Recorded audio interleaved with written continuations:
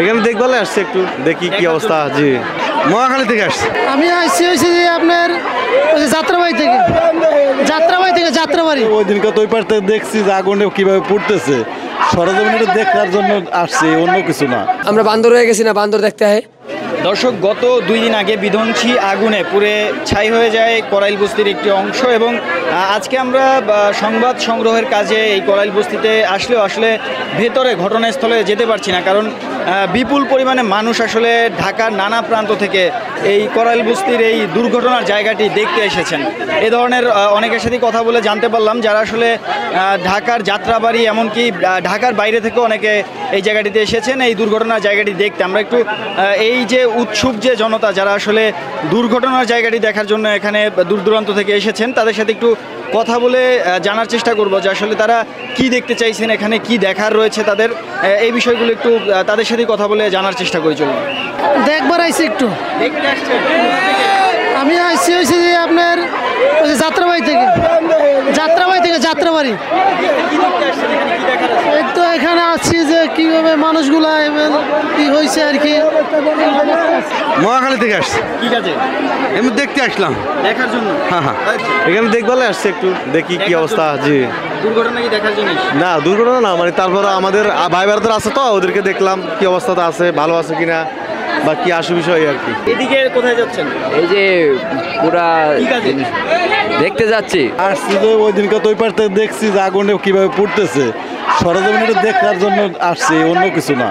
আগুনটা কিভাবে পড়তেছে সেটা দেখার জন্য? ওইটা তো দেখছি ওই দিনকে ভিডিও করছি, কিন্তু আজকে সরজমিনে জায়গাটার কি অবস্থা। আগের দিন আসছিলেন? আগের দিন ওপারের থেকে ওই জায়গায় দাঁড়াই দেখছিলাম, কারণ অফিস ছুটি ছিল তো, আর কিছু না ভাই। আর আজকে কি কাজে? শুক্রবার দিন এমনি কি অবস্থা বাস্তবে তার দেখি না, একটু দেখে গেলাম যে কি অবস্থা। এই ভাইজান কোথা থেকে আসছেন? আসলাম হচ্ছে নৌকাঘাটের দিকে দেখতে গেছিলাম, ওদের অবস্থা অনেক খারাপ। দেখলেন কি দেখতে গেছিলেন? দেখলাম মানুষের কষ্ট আর্তনাদ ভাই, মানুষকে হাহাকারি করতেছে। হ্যাঁ, এটি দেখা যায়। হ্যাঁ, ঘোরা যায় না, মানুষের কষ্ট দেখার জন্য আসছে। আচ্ছা ভাই, এই যে মানুষজন আসতেছে, আপনাদের সমস্যা হচ্ছে না? এত মানুষ যে আসতেছে, কি করবো? আসলে তাদের সাথে মারামারি করবো, তাদেরকে না করলে তারা আরো বেশি ঢোকে। আমরা পাই না কিছু, এই বাসার মানুষ কিছুই পায় না, বাইরের লোক নিয়ে যায়। কি করবো আমরা? কি তারা বলে কি আসে, কি কারণে? কিছুই বলে না, কি করবো? কি জন্য আসে জিজ্ঞেস করেন? সবাইকে আমরা এখানে কি কম, অনেকে ঢাকার বাইরে থেকেও আসে দেখতে আসে, কেউ কেউ দেখতে আসি। কি কম, আমরা বান্দর হয়ে গেছি না, বান্দর দেখতে হয়। বাদর চিড়িয়াখানা দেখতে চাই না, এরকম বাদর আমরা।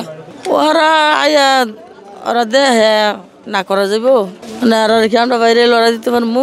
দূরের মানুষ আইয়াব, যারা যারা আগুনে ক্ষয়ক্ষতি হয়েছে এই তারা পায় না, ওই দূরের মানুষ আর সব সিরিয়াল ধরে নৌকা শুরু করে।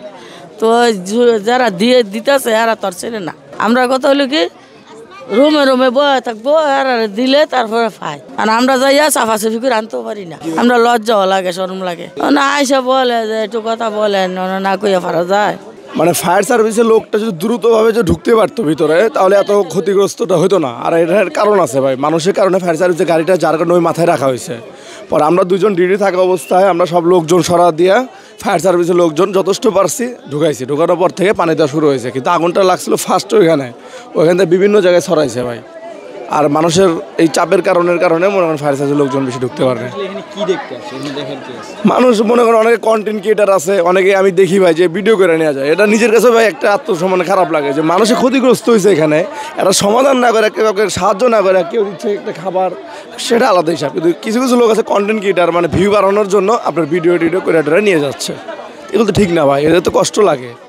আমি যে ঢুকছি আমার যতটা খারাপ লাগতেছে ভাই, আমি যে ডিউটি করি আমাদের রাস্তার ডিউটি ভাই, আমাদের রিক্সা থেকে শুরু করে গাড়ি থেকে শুরু করে অনেক রিক্সা ড্রাইভাররা এখানে আছে, এদের মধ্যে কষ্ট মানে কেউ করে না ভাই। আমি নতুন ভাই 2 মাস হয়েছে এখানে আসছি, আমি যতটুকু পারছি ভাই আমার তরফ থেকে আমি হেল্প পারছি, বা আমার কাছে যা টাকা থাকছে আমি নিজের তরফ থেকে, আমি কোনো সংস্থা না, নিজের তরফ থেকে যতটুকু পারছি হেল্প করছি ভাই।